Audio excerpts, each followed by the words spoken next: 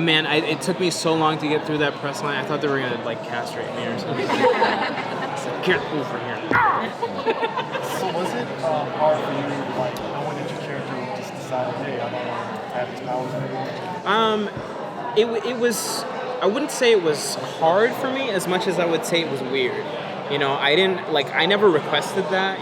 Sometimes we get a little bit of like leeway in terms of what we want to see from our characters when we work on the show, but that particular decision was not something that I sort of instituted. So it surprised me a little bit when I started reading about his desire to get rid of these powers, but at the same time, I welcomed the challenge because I saw it as exactly that, a challenge. I like new things. I like unexpected directions as long as they're, plausible and justified in some way. And I definitely felt like that gave me a little bit of meat to work with because it was so unexpected. And I like defying audience expectations. And I think part of what we do is, keep audiences on the edge of their seats. And I definitely thought that making such a decision was controversial, and I like that about it. Well, I want to welcome you to Team Civilian. Thank you, Team Civilian. You're welcome. Yeah.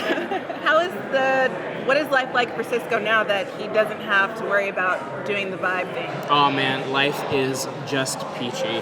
I think he's kind of on top of the world because he's reaping the rewards of everything he's wanted. Of course, it took him quite a while to sort of figure out what he wanted, but obviously, as we all saw at the end of season 5, what he wanted was best encapsulated in him deciding to take the cure so that he wouldn't have to bear the burden of being Vibe and making his work life his personal life. I think something that was important for him in order to maintain sort of emotional stasis was to create a division between that work life and that personal life, which was emblemized in his relationship with Camilla Wang. So I think being able to cater to her and give her the attention that she needed and sort of keep those worlds separate was very important to him. And I think the decision to take the cure was definitely a big stepping stone for him. So you can definitely expect to see him in a very content place at the beginning of season 6. What else is coming up for him in season 6? Well, I got some shitty talking points, so I'm gonna have to make up my own talking points right here. It's hard to say. There's basically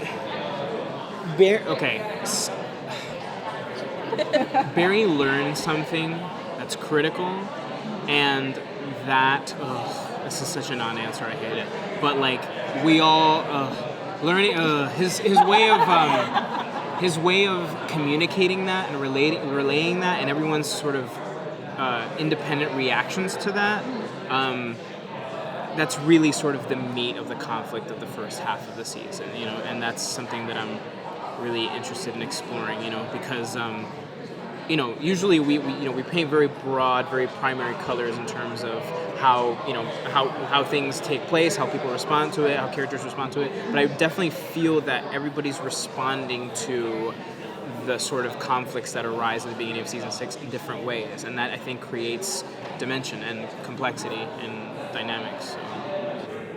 The team got used to relying on Cisco's powers. Do you feel like his part inside of the team, his dynamic with the team changes a little bit now that they're gone? I don't really think so. I think part of what's great about Team Flash and what they have going on is that they're a family, right? And they're a core unit. And even though you may not always understand why your Uncle Bob did X, Y, or Z, you can love him enough to sort of support him through that decision and respect him, And I think that's definitely the kind of energy that's being explored between these characters, is even though they might not completely understand why Cisco made this decision, they recognize that it's something he felt he needed to do and something that was important to him.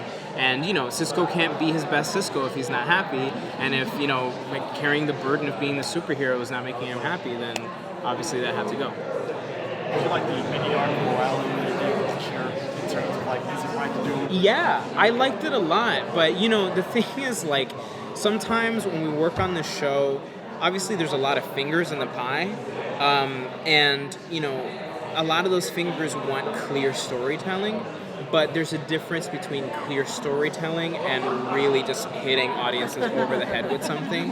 And so I definitely felt that there were times where we sort of had to fight against that, because what I really loved about that was that it was something really like legitimate, and it wasn't like a really interesting plot point, but I didn't want it to like become this big thing that we just sort of like revisit over and over and over again, because it loses its value. I think part of what was so interesting about that plot point was sort of how unexpected it is that we were tackling the ethics of giving someone a cure. You know what I mean?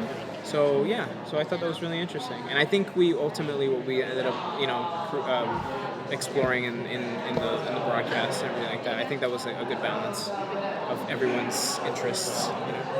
One of the good things about when you were Vibe, you got to get out of Star Labs a little bit, and so now that I don't want you to be stuck in Star Labs again. So I'm wondering, are you going to get to go and explore, like maybe visit Camilla at Central City Citizen? Or? Well, that's the thing is, I think as Cisco's exploring, kind of how to balance his life a little bit more. I think when we follow Cisco through his own sort of plot points, you see not just how he helps the team and how that relationship develops, but also how his relationship with Camilla develops. So it's not just following him in the lab, it's also following him when he goes home after work, and he, when he punches out, you know what I mean? And he always clocks out at a certain point,